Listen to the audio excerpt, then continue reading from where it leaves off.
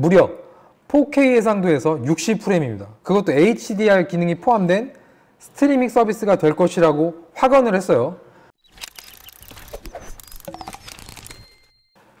첫 번째 주제입니다. 컴퓨터와 콘솔이 사라진다고요? 구글의 스타디아. 아마 하드웨어 관련 뉴스 관심 있게 지켜보시거나 IT 뉴스를 즐겨보시는 분들은 이미 한 번 다 들어본 내용일 거예요. 알고 계신 내용일 텐데, 전 세계 기업 규모 중에 5손가락 안에 꼽히는 구글이 올해 안에 게임 스트리밍 서비스를 시작하겠다고 발표를 했어요. 공언을 했어요. 일단 공개된 내용으로는 플레이스테이션 4 프로의 하드웨어 성능은 2배를 뛰어넘고, 여기 보시면 엑스박스 1X보다 더 우수한 하드웨어 성능을 제공한다고 해요.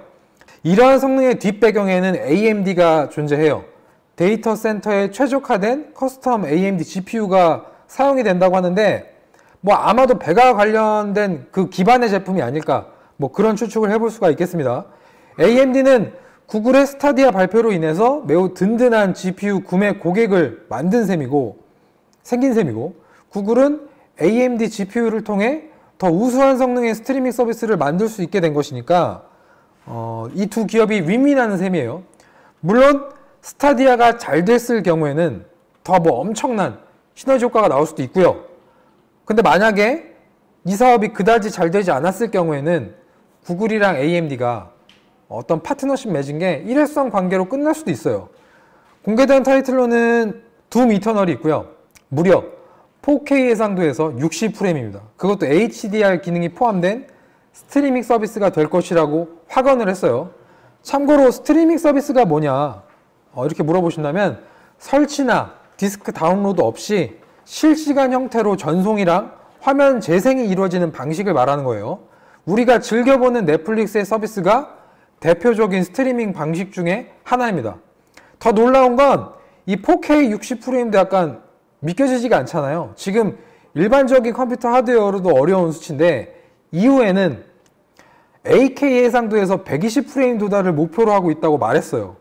지금 우리가 컴퓨터로 게임을 즐길 때도 4K 60프레임이 절대 녹록한 사양이 아니거든요.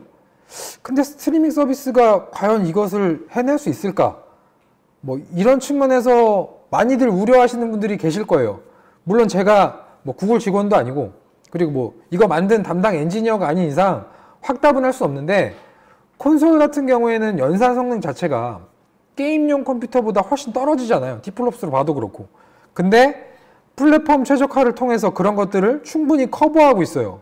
아마도 이 스타디아라는 것도 구글이 이미 가지고 있는 클라우드 기술력이라든지, 또는 데이터 센터의 글로벌 네트워크 등을 활용해서, 그리고 거기에 AMD가 커스텀해준 GPU를 통해 개발자들에게 더 나은 최적화를 방향으로 제공하고 공동 작업을 진행한다면, 이거는 허무맹랑한 소리가 아닐 수도 있습니다.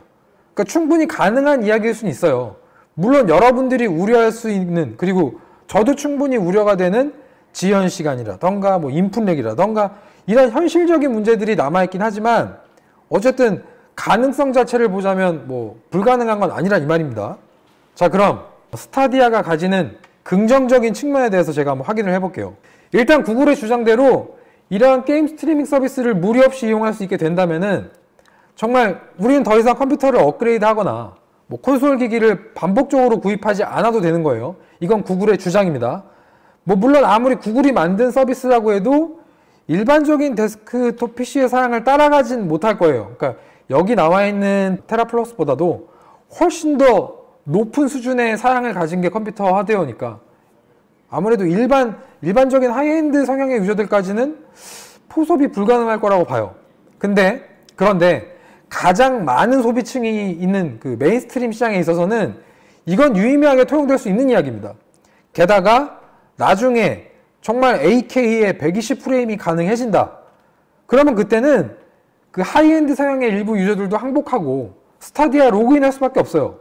두 번째는 앞서 말한 대로 이 서비스를 하겠다고 주장한 게 구글이라는 겁니다. 일반적인 기업 규모가 아니에요. 구글은 950조 규모의 시가총액을 가진 전세계 탑5 기업이 나선 거예요. 게다가 구글은 규모만 큰 게 아니라 이미 클라우드 사업 진행하고 있고요. 특히 하이퍼스케일 데이터 센터라고 해서 일반적인 데이터 센터가 아니라 엄청난 규모의 어떤 유기적인 구조를 가지고 있는 확장 능력을 보유한 데이터 센터를 가진 기업이에요. 저희가 요즘 사회를, 또 요즘 시대를 빅데이터 시대라고 말하잖아요. 비싸고 무거운 하드웨어 기반에서 점차 클라우드 또는 뭐 데이터 중심의 IT 환경으로 변화를 하고 있습니다. 이게 아직 우리 피부에 몽땅 다 와닿을 만큼 느껴지지 않을 뿐이에요. 구글이나 아마존이나 뭐 페이스북 같이 엄청 큰 기업들은 하이퍼스케일 데이터 센터 다 가지고 있고요. 거기에 아주 큰 금액의 투자를 되게 거침없이 하고 있어요. 따라서 결과적으로 일반적인 스트리밍 서비스와 다르게 우리가 우려하고 있는 뭐 대기 시간 이런 것들을 정말 극복해낼지도 모른다는 겁니다. 그게 아니더라고 해도 적어도 기존 서비스들과는 차별화된 부분이 분명히 있을 것이라는 게 어떤 지배적인 시각이에요. 그리고 세 번째, 와이파이 연결 방식의 전용 컨트롤러죠. 스타디아 컨트롤러가 제공된다고 합니다. 그냥 뭐 액박 패드 같은 거예요. 근데 뭐 물론 이게 뭐 긍정적인 부분이라기보다는 당연히 있어야 되는 건데, 이 부분을 제가 굳이 넣은 이유는 구글이 이런 사업을 그냥 하겠다라는 포부를 밝힌 게 아니라 이미 계획의 상당수가 구체화되어 발표되었다라는 점이에요. 그게 아까 눈여겨볼 만한 긍정적인 측면이라는 거고, 마지막 네 번째는 자금력이에요. 여러분, 결국 돈이에요. 우리가 아무리 좋은 기획이 있고 아이디어가 있어도 자금이 없죠? 그럼 거기서 앞으로 나갈 수가 없어요. 그리고 돈이 아무리 많더라도 전문 인력이 없죠? 그럼 그냥 맨 땅에 헤딩인 거예요. 돈이 아무리 많아도 불 피우는 법을 모른다면 그건 그냥 휴지 조각일 수 있어요. 하지만 구글은 둘 다 가지고 있는 기업입니다. 그래서 긍정적으로 볼 수 있다는 거예요. 자, 부정적인 측면을 한번 볼게요. 장점이 있으면 단점이 있는 거고, 뭐 빛이 있으면 어둠이 있는 거겠죠. 네. 부정적인 측면도 물론 존재합니다. 일단 과금 정책 여부가 불투명해요. 이게 유튜브처럼 그냥 뭐 프리미엄 결제하면 다 쓸 수 있는 건지, 또는 뭐 맞춤형 솔루션으로 뭐 또 과금이 나뉘는 건지 알 수가 없어요. 저희가 주로 즐기는, 게임할 때 즐기는 스팀 같이 게임 구매할 때마다 돈이 나갈 수도 있는 거고, 장사가 좀 된다 싶으면 반복 결제를 유도할 수도 있어요. DLC 팔기에 많이 당해보신 분들, 제가 하는 말이 무슨 말인지 알 겁니다. 그리고 영리를 추구하는 기업은 절대 소비자가 쌍수 들고 환영할 만한 정책을 계속 펼치질 않아요. 처음 시장에 진출할 때 그때 잠깐 어떤 환대를 받기 위해서 퍼포먼스라든지 쇼맨십을 보여줄 수 있어도 그게 지속되지는 않습니다. 그리고 과금 정책에 대한 어떠한 언급도 없었기 때문에 금액적으로는 안심할 수 없다고 보면 돼요. 그리고 두 번째는 인풋렉입니다. 아마 부정적인 측면에서는 이게 핵심일 거예요. 네. 여러분들 생각도 그럴 것이고 저도 그래요. 정말 스트리밍으로 게임을 즐기는데 아무런 인풋렉을 느낄 수가 없다고? 과연 그게 가능할까? 라는 의문은 너무나 당연한 겁니다. 근데 아직 구글이 지연 시간을 줄여낼 수 있다 이렇게 주장을 했지만 이 구동 방식이나 기술적인 측면에 대해서 아무것도 공개가 된 게 없어요. 무엇을 어떻게 해소했고 이래서 이걸 해결하고 그러니까 이게 가능하다, 이런 설명이 아무것도 없어요. 가장 우려스러운 부분 중에 하나입니다. 세 번째는 인터넷 속도 관련이에요.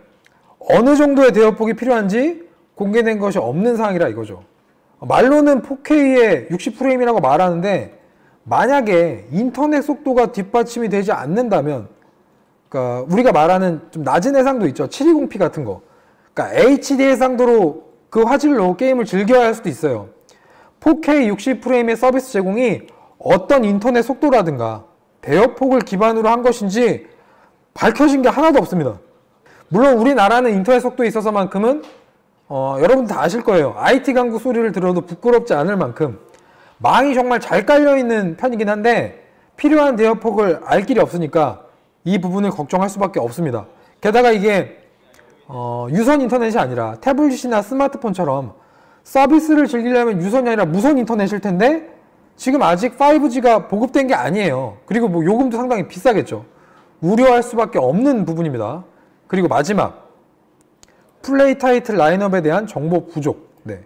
얼마나 많은 타이틀을 즐길 수 있을 것인가, 그리고 과연 한국어 지원은 가능한가, 자막만 한글화인가 음성도 한글화인가부터 시작해서 뭐 꼼꼼하게 따지기 시작하면 한도 끝도 없겠지만 구체적인 설명이 누락된 상황이에요. 궁극적으로는 우리나라가 이런 서비스에 1차 서비스 국가로 포함이 되느냐 마느냐도 큰 우려 중 하나라고 봐요. 예를 들어 볼게요. 구글 홈 미니라고 들어보신 분 계실 거예요. 구글의 AI 스피커인데 이 제품이 한국어 업데이트 되는데 아주 많은 시간이 소요가 됐어요. 게다가 구글 홈 허브라고 이 터치 스크린이 포함된 AI 스피커 방식이 또 나왔는데 이 제품 같은 경우엔 전파 인증은 통과됐지만 아직 정식 출시가 안 된 터라 아직도 영어만 알아듣고 있는 상황이거든요.